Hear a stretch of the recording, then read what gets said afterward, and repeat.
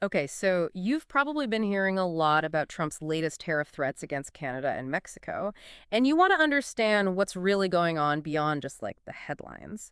Well, we're going to deep dive into a really insightful CBC News article from November 26, 2024. It breaks down some of the potential impacts and reactions to these threats.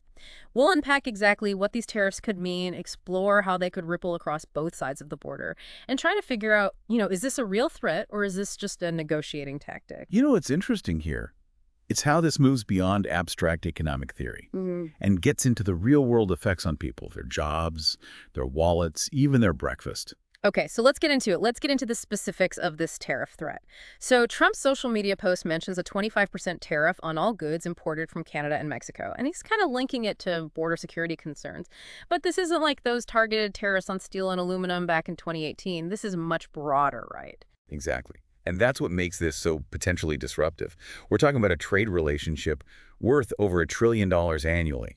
To give you a sense of scale, in the first 9 months of 2024 alone, the U.S. imported $435 billion worth of goods from Canada. Wow. So help me understand who actually pays these tariffs. Is it just the big companies?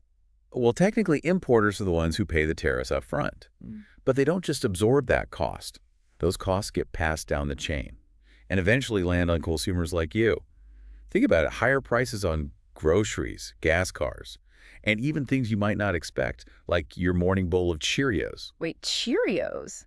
How are Cheerios connected to Canadian tariffs? Well, most of the oats used in Cheerios, many other breakfast cereals, actually come from Canada. So this is a perfect example of how interconnected our economies are.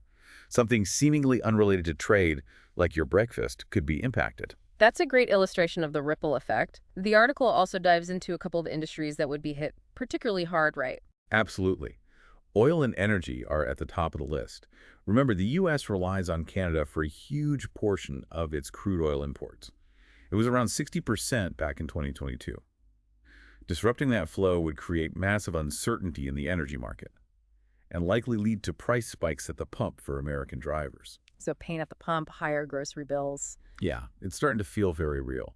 The article also highlighted the auto industry, an industry where parts cross borders multiple times during the manufacturing process. Or I think of it like this. An engine might be made in the U.S., the transmission in Canada, and the final assembly happens in Mexico. This is how integrated North American auto manufacturing is. There's a powerful quote from Flavio Volpe, the president of the Automotive Parts Manufacturers Association. He states that a 25% tariff would essentially make it impossible for both Canadian and U.S. auto industries to function. That's a stark warning. But the article didn't just focus on potential doom and gloom.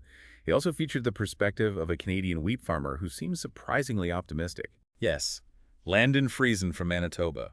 He sends something like 70% of his wheat crop down to the U.S. So he definitely has a lot at stake.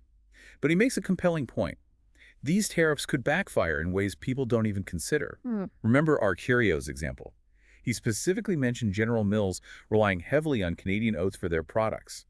These tariffs could create shortages or drive up prices for American consumers on everyday items. It's all connected in ways we don't always realize. But this farmer's optimism seems to contrast with the concerns from the Canadian Steel Producers Association, right? That's true. They're definitely more worried. They emphasized how interconnected the steel industry is across North America, with companies relying on materials and processes that span borders. They're concerned about price increases for consumers on both sides, which echoes the potential impact we've seen in other industries. So far, we've focused on the potential economic shockwaves. But the article brings up a key question. Is this all just a bluff? Is this a real threat or a strategic move by Trump? That's the million-dollar question. To understand this, we need to look back at history. Trump has followed through on tariff threats before. Remember the steel and aluminum tariffs in 2018? That wasn't just talk.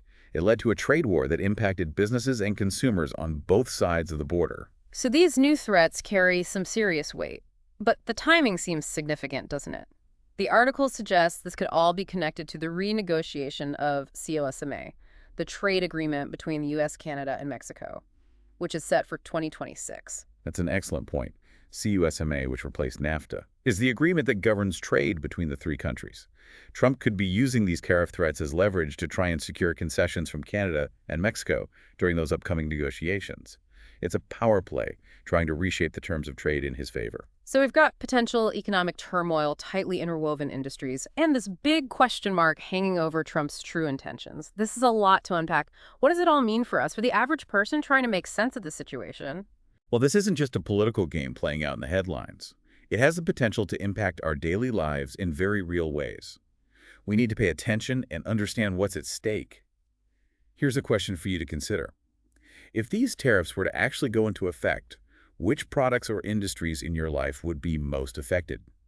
So we've been discussing the potential impact of Trump's tariff threats and how these tariffs could affect everything from the price of gas to a simple bowl of Cheerios. Yeah, it's amazing how interconnected everything is, and how something that seems so far removed from our daily lives could actually hit close to home. It certainly highlights the complexities of global trade Yeah. and the far-reaching consequences of these types of policies. One thing that really stood out to me in the article was the idea that Trump might be using these tariffs as like a bargaining chip. Yeah, that's a key point to consider.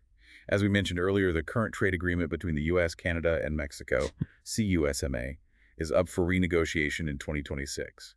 Trump might be trying to leverage these tariff threats to gain an advantage in those negotiations. So he's trying to like put pressure on Canada and Mexico before they even sit down at the negotiating table. Precisely. He wants to set the tone and potentially force them to make concessions. It's a tactic he's used before. Remember the steel and aluminum tariffs back in 2018? Those tariffs were eventually lifted. After Canada and Mexico retaliated with their own tariffs, it became a bit of a trade war. So is it possible that this situation could play out in a similar way, a sort of back and forth until a new agreement is reached? That's certainly a possibility. But it's important to remember that the political landscape has shifted since 2018. And with someone like Trump, predictability isn't exactly his strong suit. So how do we make sense of all this? What should we be watching for as this unfolds? I think it's crucial to pay close attention to the reactions from both the Canadian and Mexican governments. Are they taking a hardline stance or signaling a willingness to negotiate? Their response will give us some insight into how they plan to navigate this situation. That makes sense. And what about the business community? We heard from those auto industry and steel industry representatives. But what about other sectors? Are they starting to panic? Or are they adopting a wait-and-see approach? Their reactions will be very telling. If businesses start expressing serious concerns or holding back on investments, it could put pressure on all the governments involved. Right, because ultimately businesses want stability and predictability. And then there's the American public. How are they feeling about these proposed tariffs? Are they worried about the potential impact on prices and the economy? Public opinion could be a decisive factor. If American consumers start feeling the pinch in their wallets, it will undoubtedly put pressure on the government to reconsider its approach. So keeping an eye on public sentiment, especially in key electoral states, will be crucial in understanding how this might all play out. Absolutely. And beyond the immediate economic and political reactions, it's also important to consider the potential long-term implications. Even if these tariffs don't actually go into effect, the mere threat of them could have a chilling effect on investment and trade. You mean businesses might be hesitant to make big decisions or expand their operations if they're worried about the future of trade relations? Exactly.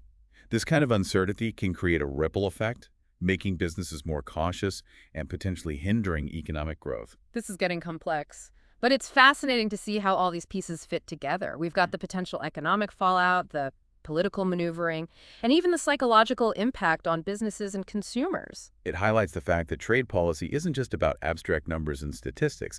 It's about real people, real jobs, and real lives. That's a powerful reminder. We can't lose sight of the human element in all of this.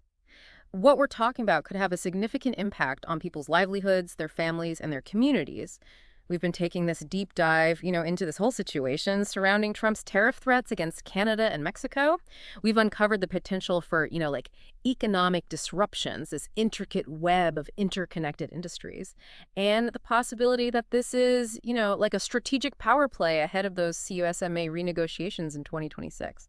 It's a lot to take in, isn't it? Global economic issues are rarely straightforward. There are always multiple layers and perspectives to consider. Yeah, that's why your insights have been so helpful, just kind of connecting the dots and seeing that bigger picture. So as we wrap up this deep dive, what are your final thoughts for our listener? What's the key takeaway here? I think the most important thing is to approach this situation with a healthy dose of skepticism and critical thinking. Don't just accept the headlines at face value. Dig deeper, consider multiple perspectives, and try to understand the motivations behind the rhetoric. Ask yourself, what's the agenda here? That's great advice for navigating any complex issue. But in this specific case, what are some questions we should be asking ourselves? As we kind of follow this story, what should we be paying attention to? Well, here are a few key questions to keep in mind. Who stands to benefit from these tariffs, and who stands to lose? What are the potential unintended consequences, both economically and politically? And maybe most importantly, are there alternatives to tariffs?